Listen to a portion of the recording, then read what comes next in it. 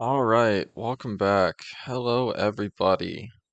Today I want to talk about Batgirl, the greatest tragedy since the Snyder Cut. So, this is from April 7th from NBC News. The killing off of Batgirl was a senseless blow to diverse DC Comics fans. This is an opinion article about how Warner Brothers has decided to shelve and never release Batgirl, a movie they put $90 million into. $90 million went into this movie that is now just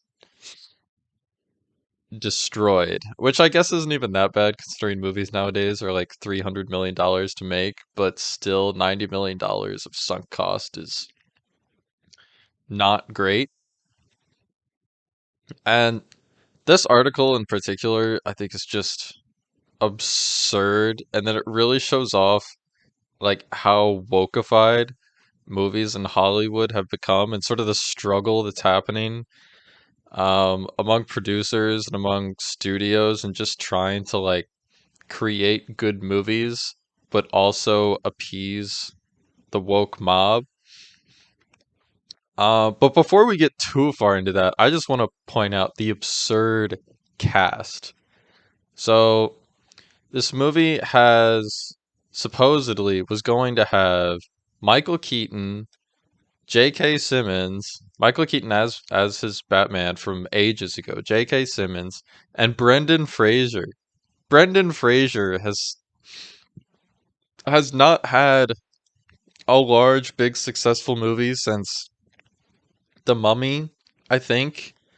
Um, I thought maybe the last big one where people might recognize him is Journey to the Center of the Earth, back with PETA from the Hunger Games.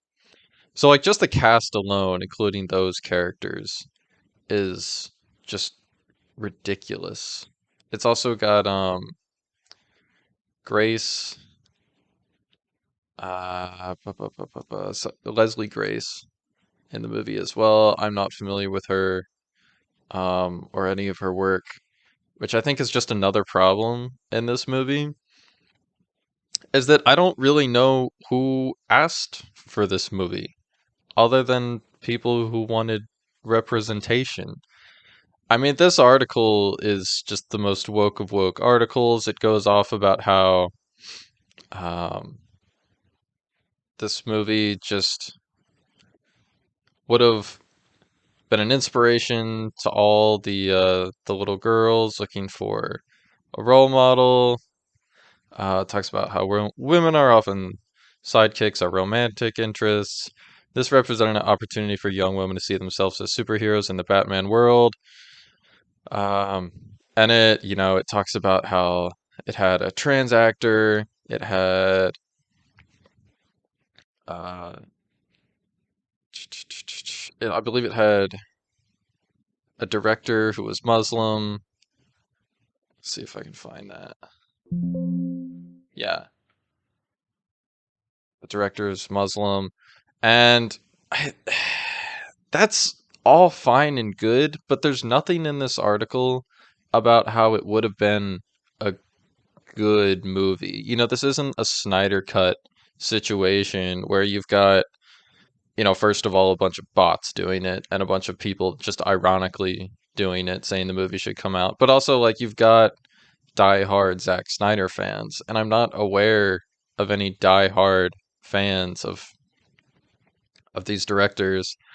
Um, and the the author of the article themselves, they say that it doesn't matter that it's a bad movie. What matters is that you release it and get representation.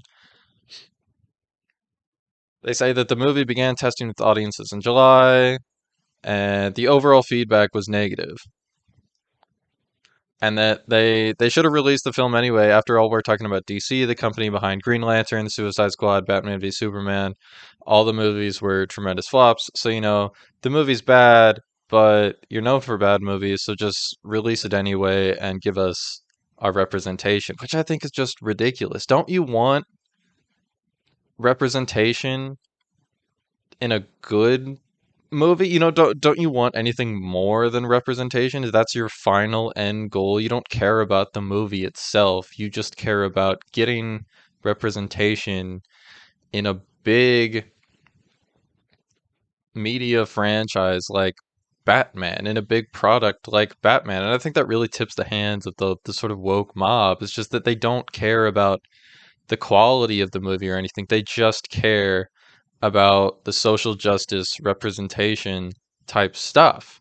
And they see Batman as, hey, there's a huge product. This will reach a lot of people. We have to get it in there. And it's just it comes at the expense of a good movie. I wish DC would shelve more bad movies and give us good movies. I wish they would adjust. DC is just they've had some trouble. The most recent Batman was quite good, even if it was a god awful 3 hours long. Um, but I think that really represents like the the goal of the woke mobs. Just like get representation out there. We don't even care if the movie's good. Just get it out there.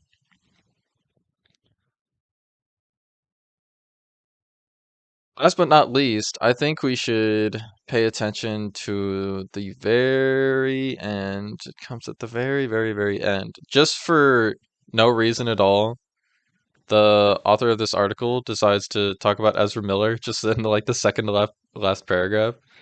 They say, and then there's the problem with Ezra Miller, who, if you guys don't know, has been making headlines for getting arrested and all sorts of abuse and intimidation stuff going on in Hawaii.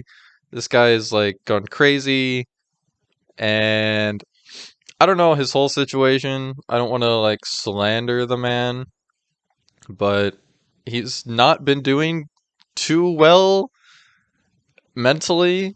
And I just thought it was funny they just throw him in the second to last paragraph for no reason. The entire article is just a rant about representation and about how we really need this movie and people are sexist and racist and this would, cure society. And then they're just like, oh yeah, Ezra Miller is just he's gone rogue. But that's it, guys. I just want to point this out. Let me know what you think about representation in movies and how Hollywood is handling it, how this fight is going on between people who want to make movies and people who want representation.